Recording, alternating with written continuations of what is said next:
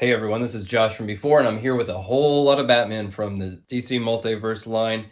And I thought it'd be a good time to sort of take a retrospective look back through the generations, through the many Batman that we've received in this line, and once and for all, just rank them. And I'll let you know how I come down.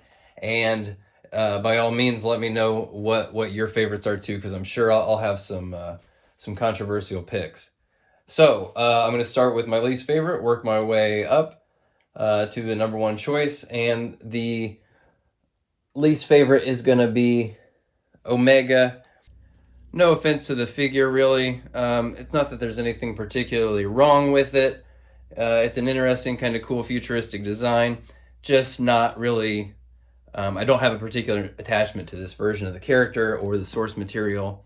And even though it looks very sharp and very clean, these smoother sort of sculpts that are low on sort of texture and detail just tend to not be what I'm here for from McFarlane sculpts. Moving right along, another one that again is nothing particularly wrong with this figure, the armored Batman. The lack of paint is maybe the most glaring flaw. But the sculpt is pretty cool. I like that they tried to, instead of just doing a straight Frank Miller style, they kind of gave that, they tried to sort of unify it with their like Rebirth, New 52 sort of designs to fit in with those, but to have this cool Frank Miller inspired look. Again, nothing particularly wrong with it, just not my taste. And again, mostly for reasons of I just don't have a particular attachment to the character. I didn't grow up with Batman Beyond, but this is a really rad, sleek figure. The red pops, the accessories were great. Just looks really, really striking, but it just comes down to me not really being a huge Batman Beyond fan. Next, I'm going to have to pick the Ben Affleck Justice League Batman. I just, in particular, like my personal taste, I don't care for like the heavily armored military looking sort of Batman. This design from the movie, it's a little forgettable in my opinion, but the sculpt is done really well. Great textures on the cape. Lots of little details in here. Again, paint would have gone a long way. And not a bad figure by any means. I did feel like the it is a little stiff, and the fun factor kind of took a dip there. It just wasn't as fun to play with as the rest of the Justice League figures. Moving on to, I hate to put this one so low on the list because I am a big fan of the Arkham series, and I really want them to do a lot more characters from the Arkham games. Look, that cape is so badass. But much like the Affleck one, this figure turned it out to be a little rigid as far as the way the sculpt is designed, and I had a hard time like really finding some good like dynamic poses for him that weren't just sort of this neutral sort of power pose. Man, these choices are getting hard, and this one will probably upset some folks, but I gotta say Thomas Wayne again, nothing wrong with this figure. In fact, it's really great. I'm sure some people would put this very high up on their list. But for me, just the Flashpoint Batman is not, I don't have any particular attachment to it. This figure is now kind of an endangered species, considering they put it out before they got rid of the guns. I love the way they did the holsters, the way these are loose, but then the red strap is on the leg, so it looks like they're attached, but you can still move it around. Love it. I just like the way, I really appreciate the way that's engineered. It wasn't easy to begin with, but now it's getting more difficult. I think I'm going to have to go with the Hellbat next. Man, I hate to give these guys bad marks or anything. I have to make tough choices. This thing's cool as shit, man. It's so cool, like a big chunky robot. The black version looked great too. This gold version looks amazing. Huge presence with those wings. Hate to say anything bad about it, really. Just coming down to some tough choices.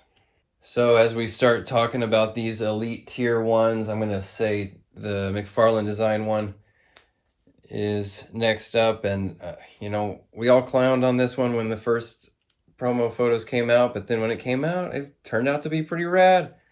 It's a real pain in the ass to move around. These spikes will bite you, but and I've got the best of both worlds. I took all the accessories from both versions and kind of kitted them out here. Next up is going to be Capullo Batman.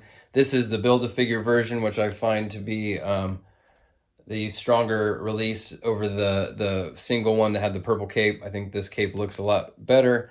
And just the look of him, those big sturdy proportions. Love the textures in the boots and the gloves. Great expression. Really cool. I mean, the main thing for me is I just don't care for this big bat and the belt design. The yellow is a bit too bright. Don't care for some of these like armor kind of details in the thing. I wish it was a little simpler. But yeah, this is really, really tough. I think Death Metal's up next. I hate to even put him this low. Not that he's even low. He's up near the top. But man, this thing is just so freaking cool. Textures all over the place. This amazing trench coat. All the details in his armor. And I mean, just see it later. Look at those. All this shit. Straps, skulls, chains. This is the Build-A-Figure release, which in my opinion had a slightly lower grade of paint apps on the face than the one that came with the scythe. I've got that one on the Bat Cycle right now. I just pulled this one out to look at it. So this is the slightly lower grade one, but this thing is cool as hell. Dark Father, part of the reason he's so high is just he's got the proportions of this Build-A-Fig, so he's huge, he's really imposing, but I love the way the classic gray and blue looks. I love the head sculpt. Another one that's just very unpleasant to play with because of all these spikes, but man, he just looks freaking rad. And he has a huge presence. That cape is incredible. Coming down to Grim Knight in the top three. I mean, what else can be said about Grim Knight? Like, the sculpt is as good as it gets. The amazing like dimensions of these bandoliers with the bright white bat signal poking out from underneath. A slightly bigger arsenal would have been nice since these are all molded together as one thing. But man, this thing is just too freaking cool. I mean, if I had to take something away, it would be the big ugly cuts at the ankles, but that's kind of a nitpick when it turns out looking this good.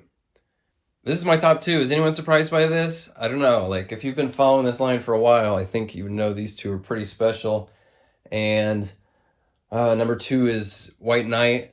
Partially because of the execution, and then also I'm just a fan of the source material. I really like this design. It's a lot of very weird choices that I think add up to something really cool.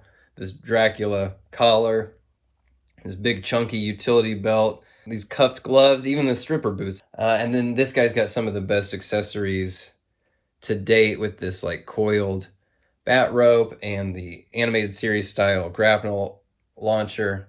This thing was from Wave 2 and to this date is still one of the best figures they've done.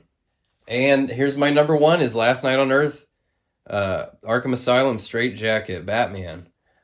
And for me, this is just exactly what I want out of McFarlane, which is these kind of weird, overlooked sort of designs that nobody else has ever done, and then execute it with this level of quality with creative solutions to articulation that don't break up the sculpt, mixed different materials here, details all the way down to the bottom of the shoe, and then these accessories are just top notch. He even got a loop in his belt for this baton. Yeah, this is for me the best they've done to date. But I want to hear your opinions too. Let me know in the comments where you come down on these and where you what are your favorites from this line so far. Thanks for watching, guys. I'll see you on the next one. Bye.